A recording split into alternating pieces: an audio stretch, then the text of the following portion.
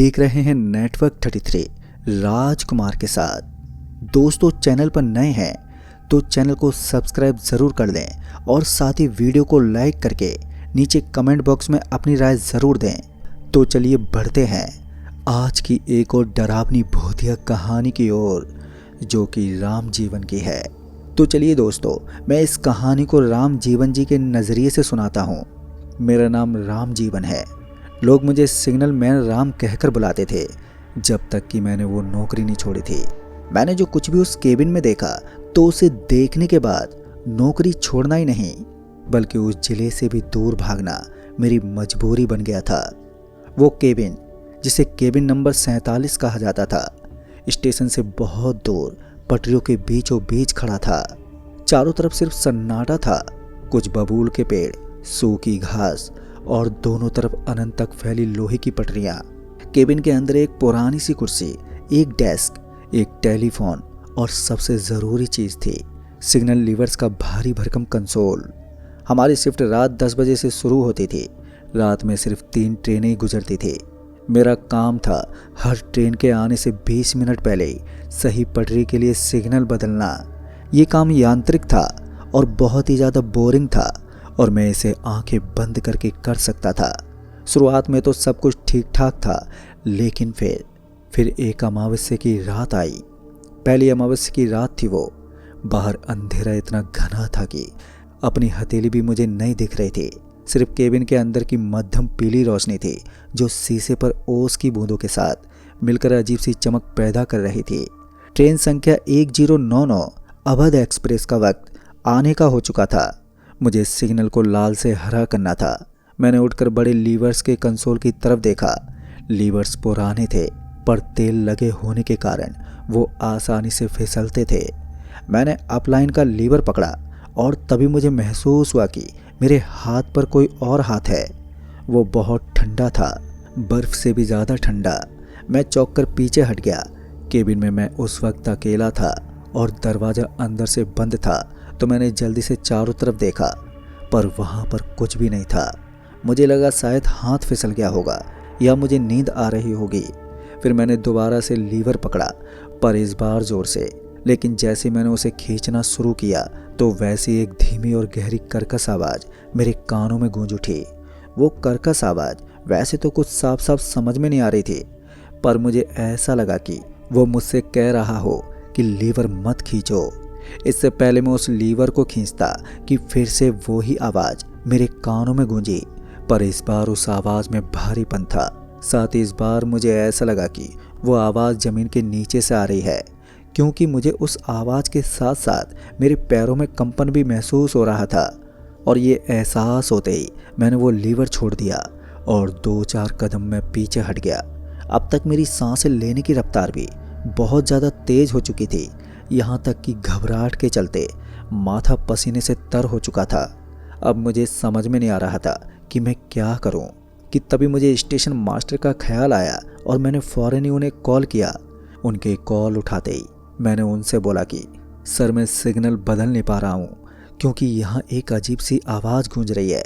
अभी मैंने इतना ही बोला था कि फ़ोन लाइन में सनसनाने की आवाज़ आने लगी। मैंने कई बार हेलो हेलो कहा, पर स्टेशन मास्टर की ओर से कोई भी आवाज़ तो नहीं आई। पर तभी वहाँ चारों तरफ किसी के रोने की आवाज़ ज़रूर गूंजने लगी। उस रोने की गूंज में मुझे फिर से वही आवाज़ सुनाई पड़ी, जो लगातार कहे जा रहा था कि आज सिग्नल मत बदलना। उस वक्त एक और मेरे ऊपर लगातार डर हावी हो जा रहा था, तो वहीं दूसरी ओर मुझे ये फिक्र भी थी कि ट्रेन संख्या 1099 का आने का समय हो चुका था। अगर वक्त रहते सिग्नल नहीं बदला तो ट्रेन समय सारणी में गतिरोध पैदा हो जाएगा। हो सकता है कि कोई बड़ा हादसा भी हो जाए, और मैं उस हादसे का जिम्मेदार नहीं बनना चाहता।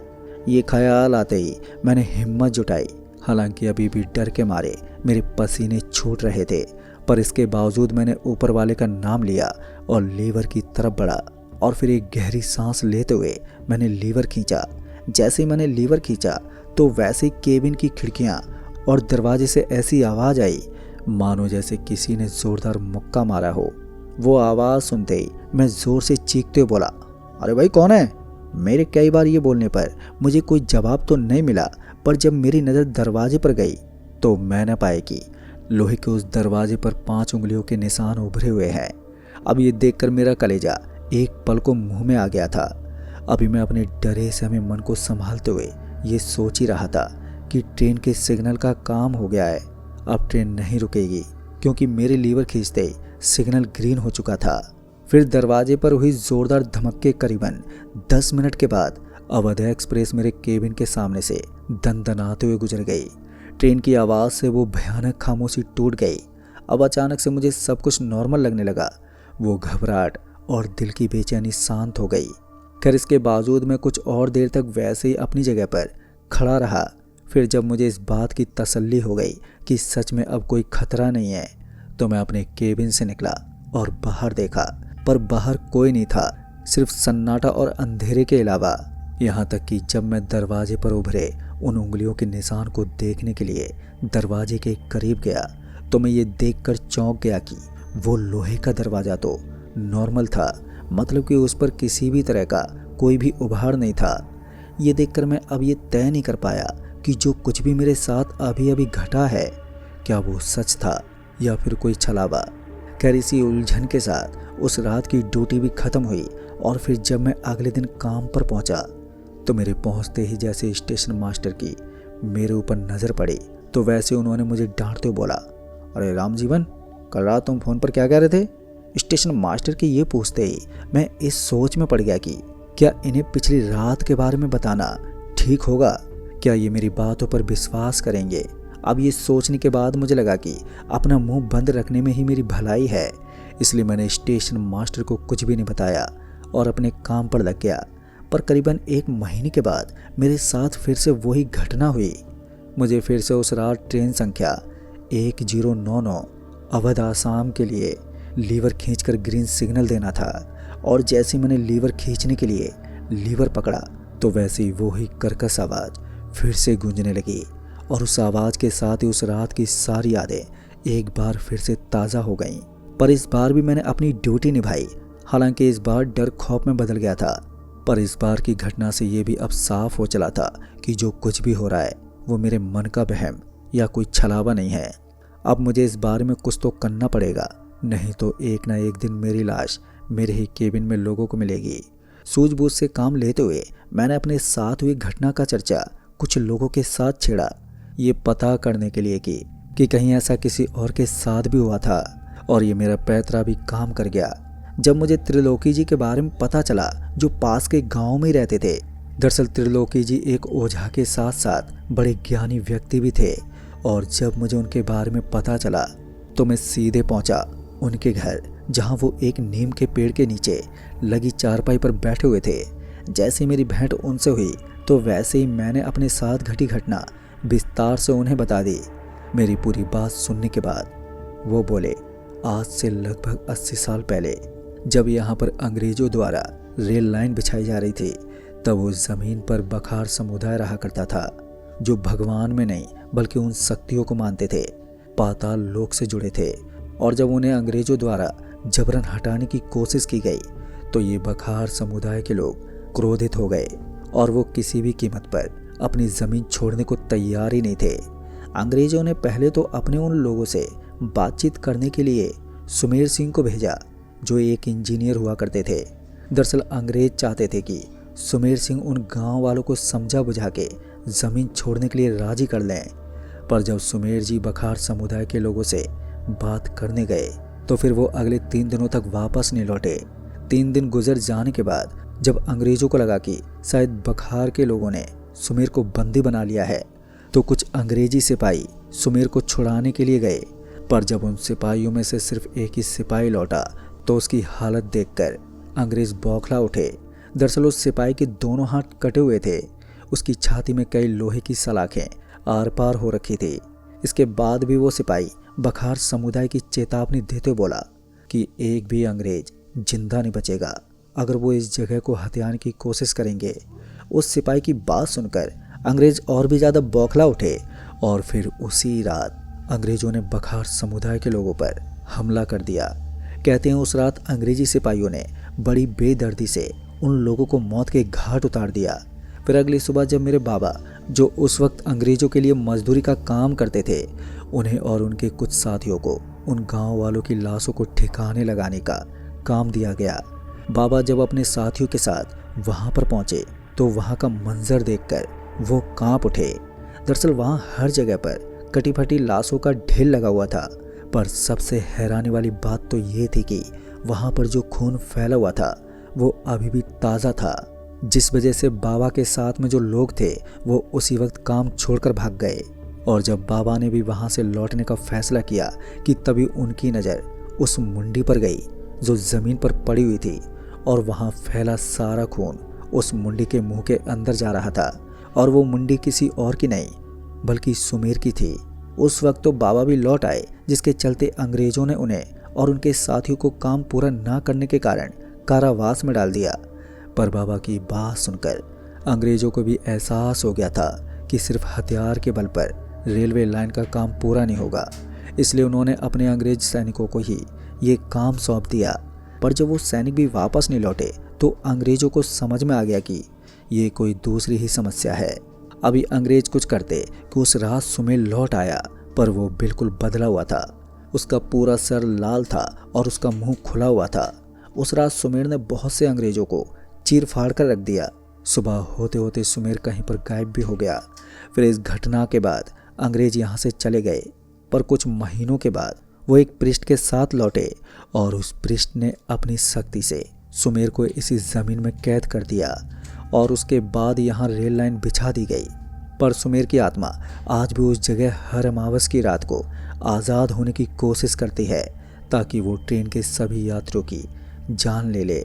शायद उसे लगता है कि ट्रेन आज भी अंग्रेजी चला रहे हैं। मेरी मानो तो राम जीवन ये काम छोड़ दो, नहीं तो तुम भी हो सकता है कि तुम भी मारे जाओ। दोस्तों, त्रिलोकी जी की बात सुनकर मुझे ये तो समझ में आ गया कि वो आवाज़ सुमेर की है जो मुझे लीवर खींचने से रोकता है ताकि कोई दुर्घटना हो जाए। पर मैं काम छोड़ दूंगा तो मेरी जान तो बच जाएगी, पर ट्रेन की सवारियों का क्या? ये सोचकर मैंने तय कर लिया कि जब तक इस समस्या का समाधान नहीं मिलेगा मैं काम नहीं छोड़ूंगा। और फिर इसी इरादे के साथ मैं काम पर वापस लौट आया। पर मुझे अमावस से पहले कोई ना कोई रास्ता निकालना ही था। लेकिन अगले कुछ दिनों तक मुझे कुछ भी नहीं सूझा। पर एकाएक मुझे त्रिलोकी जी की वो बात याद आ गई जिसमें उन्होंने कहा था कि किसी पृष्ठ ने सुमेर को उस ज़मीन में कैद किया था। मतलब कि हो सकता है कि इस बार भी कोई पृष्ठ ही कोई रास्ता दिखाए। और इसी विचार के साथ मैंने पृष्ठ की तलाश शुरू की और 3-4 दिनों के तलाश के बाद मुझे कोई पृष्ठ तो नहीं मिला, पर एक आदमी मिला जिसने पृष्ठ के साथ काफ़ी समय तक काम किया था। जब उसका पृष्ठ किसी घटना में मारा गया तो उसने सब कुछ छोड़ दिया था। और जब मैं उस आदमी से मिला जिसका नाम जगदीश था तो मैंने उसे सारी बात अच्छे से बता दी। मेरी बात सुनने के बाद जगदीश ने बोला, वो सुमेर नहीं है, बखार के लोगों ने उसकी भेंट दी है और अपने इष्ट के दूत को बुलाया था, और वो दूत तभी लौटेगा जब सुमेर की आत्मा उनकी दुनिया से आज़ाद हो जाएगी। वैसे तो ये बहुत मुश्किल काम है, पर मैं एक बार कोशिश ज़रूर करूँगा। आने वाली अमावस को तुम मुझे अपने साथ लेकर चलना। जगदीश के ये कहने के बाद मुझे लगा कि अब सब कुछ अच्छा ही होगा। फिर जब अमावस की रात आई तो मैं जगदीश को लेकर अपने केबिन में पहुंचा, जहां उसने पहले तो पूरे केबिन का अच्छे से मुआयना किया। फिर केबिन के एक कोने में एक घेरा बनाया और मुझसे बोला कि तुम इस घेरे से दूर ही रहना। साथ ही जगदीश ने यह भी कहा कि हो सकता है कि सुमेर जब आवाज़ दे तो मैं तुम्हें ना दिखूं, पर तुम घबराना नहीं, और इस बार भी तुम वो ही करना जो तुमने पहले किया था, बिना डरे लीवर खींच देना। जगदीश की पूरी बात ध्यान से सुनने के बाद मैं इंतज़ार करने लगा उस पल का जब सुमेर दस्तक देता था। मेरा वो इंतज़ार बेचैनी से भरा हुआ था। फिर जब ट्रेन संख्या 1099 के आने का वक्त हुआ तो वैसे ही हवा सर्द होने लगी, और जैसे ही मैं लीवर खींचने के लिए लीवर की तरफ बढ़ा तो वैसे एक तेज चीख मेरे कानों में पड़ी। वो चीख इतनी तीखी थी कि मुझे अपने दोनों हाथों से कानों को बंद करना पड़ा।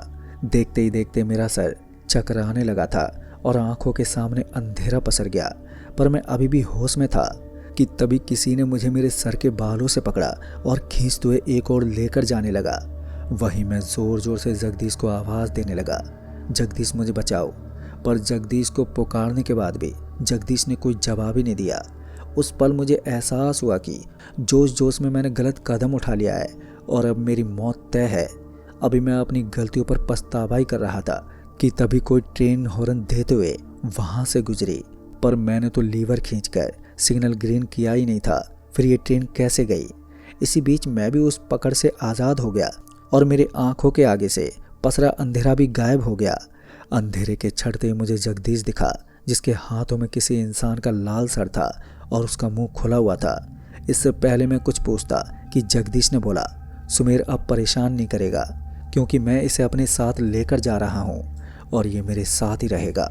तुम अब यहाँ पर काम कर सकते हो। दोस्तों, ये इतना बोलकर जगदीश उस मुंडी के साथ चला गया और फिर वो कभी भी वापस नहीं लौटा।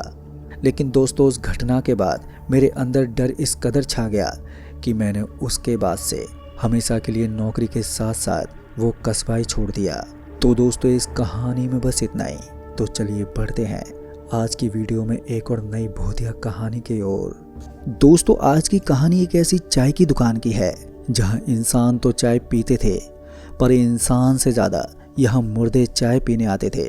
और वो मुर्दे कहीं और के नहीं बल्कि वहीं पर किसी हादसे के शिकार हो चुके थे।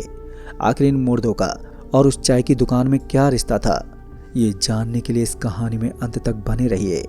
दोस्तों, मुझे आज भी उस स्टेशन का नाम याद नहीं है, शायद इसीलिए क्योंकि वो जगह कहीं थी नहीं। वो तो बस एक छोटा सा पड़ाव था, एक छोटा सा हॉल्ट। दिल्ली से जयपुर की तरफ जाते हुए ट्रेन वहाँ पर सिर्फ 1 मिनट के लिए रुकती थी। पर हैरान की बात ये थी कि रात के अंधेरे में भी वहाँ की एक चीज़ साफ दिखती थी। वहाँ पटरी के किनारे पुलिया से सटकर बनी एक बाबूलाल की चाय की टपरी। मैं उन दिनों मालगाड़ियों पर स्कॉट का काम किया करता था, जिस वजह से रातों में हमें जागना पड़ता था और इस छोटे से हॉल्ट से हर रात 2:30 पर गुजरना होता था। लेकिन पता नहीं क्यों मालगाड़ी अक्सर ग्रीन सिग्नल के इंतज़ार में यहीं रुक जाती थी। कभी कभी तो वो आधे घंटे के लिए भी रुक जाती थी। पर उस मालगाड़ी से पहली बार जब मैं नीचे उतरा तो मैंने देखा कि वहाँ पर बनी बाबूलाल की दुकान उस वक्त खुली हुई थी। वहाँ पर जलता हुआ बल्ब और उसकी पीली रोशनी उस रात के सन्नाटे में चारों तरफ अपनी रोशनी बिखेर रही थी। पर अजीब बात ये थी कि इतनी रात को भी उस चाय की टपरी पर 3-4 लोग बैठे हुए थे जो चाय की चुस्की मार रहे थे।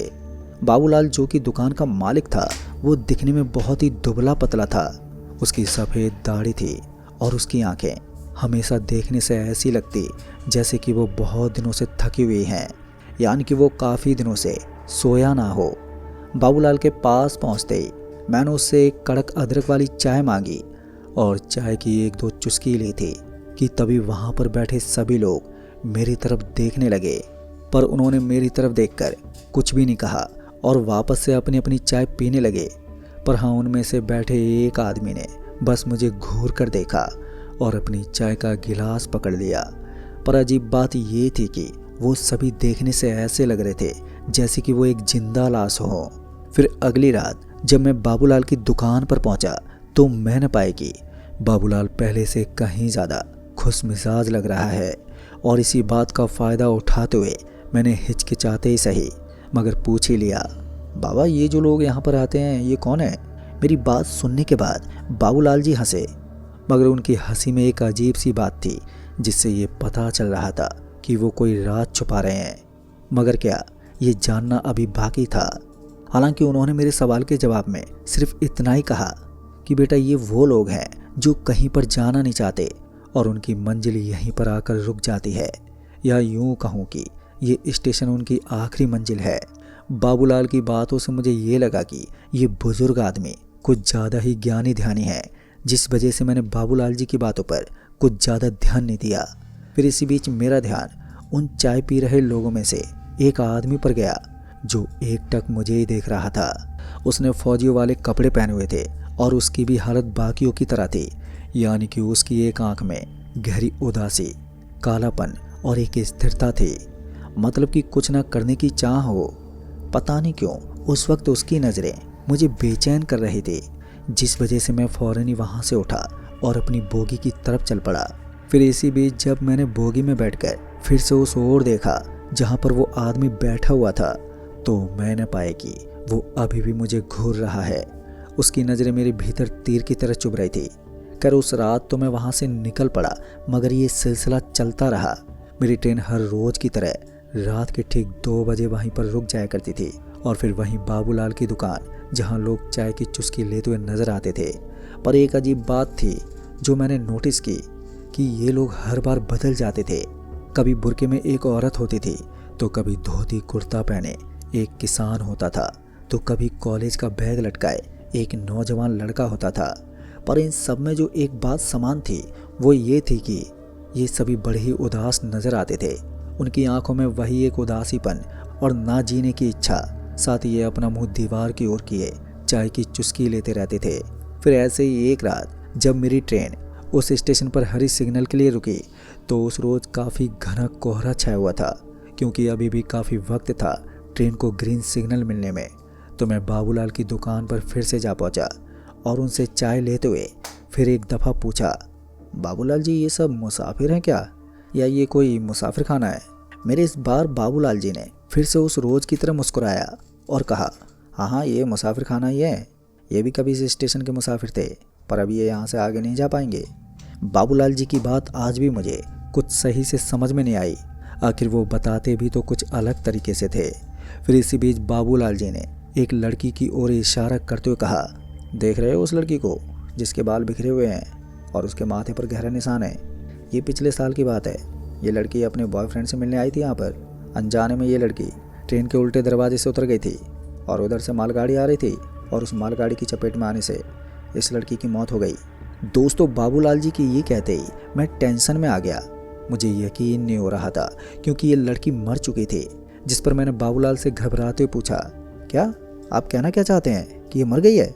मेरी बात सुनते ही बाबूलाल ने धीरे से अपना सिर हिलाया और कहा, हाँ ये सब वही लोग हैं बेटा जो इस स्टेशन पर या इनकी पटरियों पर किसी हादसे में मारे गए थे। किसी की ट्रेन छूट गई तो कोई कूद गया, किसी को ट्रेन ने काट दिया है। उन सभी की आत्माएं यहाँ पर भटकती हैं। उन्हें लगता है कि उनकी यात्रा अभी पूरी नहीं हुई है। बाबूलाल जी की ये बात सुनते ही मेरे जहन में जो सवाल आया वो ये था कि आखिर ये चाय की दुकान यहाँ पर क्या कर रही है इन मुर्दों के लिए। और जब यही सवाल मैंने बाबूलाल जी से हिचकिचाते ही सही पूछ ही लिया, तो उनका जवाब था कि मरने के बाद इन सब की आत्मा बहुत प्यासी है। इन्हें बहुत ज़्यादा प्यास लगती है। अगर इन्हें वक्त पर कुछ पीने को नहीं मिला तो हो सकता है कि ये वो चीज़ करने लगे जो हम इंसानों के लिए ठीक नहीं है। ऐसे में मेरा कर्तव्य है कि मैं इनकी प्यास बुझाऊं। इसलिए मुझे हर रात इनकी प्यास बुझाने के लिए अपनी ये दुकान खुली रखनी पड़ती है, जिससे कि ये शांत रहते हैं। अब मैं थोड़ा घबरा गया और मैंने चाय का गिलास धीरे से नीचे रखा और वहाँ से जाने के लिए उठा कि तभी वो लड़की जिसके चेहरे पर चोट के निशान थे वो एकदम से मेरे पास आकर खड़ी हो गई। और उस लड़की को अपने पास खड़ा देख बाबूलाल जी ने बड़े धीमे स्वर में कहा, चुपचाप से बैठे रहो, उठने की कोशिश मत करना। तुम ऐसा दिखाओ कि तुम उन लोगों को नहीं देख पा रहे हो। लेकिन दोस्तों तब तक काफ़ी देर हो चुकी थी। वो लड़की कब एकदम से मेरे करीब आ गई मुझे पता ही नहीं चला। फिर जब उसने अपना मुंह खोला तो कोई आवाज़ तो नहीं आई, पर एक ठंडी गहरी हवा का झोंका मुझे महसूस ज़रूर हुआ। ये हवा का झोंका इतना ठंडा था कि मानो किसी फ्रिज का दरवाज़ा खुला हो। उसकी ठंडी हवा ने अचानक ही मेरी सांसें रोक दी, मानो कि मेरा दिल धड़कना भूल गया था। मेरे अंदर एक बेचैनी उत्पन्न हो गई थी। अब मैं इससे पहले कुछ बोल पाता कि तभी मैंने पाया कि बाबूलाल अजीब तरीके से हंस रहा है। और जब मेरी नज़र बाबूलाल से मिली तो उसने उसी अंदाज में कहा, बेटा देख लिया, अब तुम्हें ये नहीं छोड़ेगी, अब तुम भी इन्हीं की तरह हो जाओगे। इससे पहले वो लड़की मेरे गिरेबान तक पहुंचती कि तभी अचानक ही ट्रेन ने चलने का हॉर्न दे दिया। उस हॉर्न की आवाज़ से अचानक ही सब कुछ थम सा गया। मसलन कि बाबूलाल और वो लड़की के साथ साथ वहाँ पर मौजूद सभी लोग ऐसे लग रहे थे जैसे वहाँ पर उस पल के लिए वो जम गए हों। शायद यही वो मौका था जब मुझे वहाँ से निकलना था, और मैंने यही किया। मैं फ़ौरन ही वहाँ से उठा और अपनी ट्रेन की बोगी में चढ़ गया और तुरंत ही दरवाज़ा अंदर से बंद कर लिया। जैसे ही ट्रेन ने स्पीड पकड़ी तो मैंने थोड़ी हिम्मत जुटाई और ट्रेन की खिड़की से बाहर देखा तो मैंने पाया कि बाबूलाल की वो दुकान धुंध में कहीं खोती जा रही है। उस घनी धुंध में बाबूलाल की दुकान तो गायब हो गई, पर इसी बीच अचानक से वो लड़की ट्रेन के साथ भागती हुई दिखी। उस लड़की को यूं भागता हुआ देखकर एक दफ़ा मेरा दिल बैठ गया, मेरी सांसें अटक गईं। ऐसा लग रहा था कि अब ये लड़की सच में मुझे नहीं छोड़ेगी, मगर ऊपर वाले को कुछ और ही मंजूर था। फिर इसी बीच ट्रेन ने और भी रफ्तार पकड़ी। ट्रेन की रफ्तार पकड़ने के साथ साथ धुंध और भी गहराती चली गई और उस धुंध में वो लड़की कब गायब हो गई मुझे पता ही नहीं चला। पर उसके डर ने मुझे इस कदर पागल कर दिया था कि मैं कब अपना होश खो बैठा। और फिर जब मेरी आँख खुली तो मैं न पाई कि ट्रेन अब अपनी डेस्टिनेशन पर पहुंच गई है। इस हादसे के बाद मैंने तय कर लिया कि मैं कभी भी इस रूट पर नहीं आऊँगा, इसलिए मैंने वो नौकरी हमेशा हमेशा के लिए छोड़ दी। दोस्तों, मुझे ये तो नहीं मालूम कि बाबूलाल की चाय की दुकान और उन आत्माओं के बीच क्या संबंध था। आखिर उनका मकसद क्या था और क्या वजह रही होगी कि वो दुकान बाबूलाल को वहाँ पर खोलनी पड़ी। क्या वो भी इंसान था या वो भी उन्हीं मुर्दों में से एक था? इन सब सवालों का जवाब शायद मुझे कभी ना मिले, पर इतना यकीन ज़रूर है कि वो जगह इंसानों के लिए नहीं थी। तो दोस्तों, आज की बेस्ट हॉरर स्टोरी में बस इतना ही। कहानी आपको पसंद आई हो तो वीडियो को लाइक करके अपनी राय नीचे कमेंट बॉक्स में ज़रूर दें। तो मैं जल्दी मिलूँगा ऐसी एक और डरावनी भूतिया घटना के साथ। तब तक के लिए बाय एंड टेक केयर।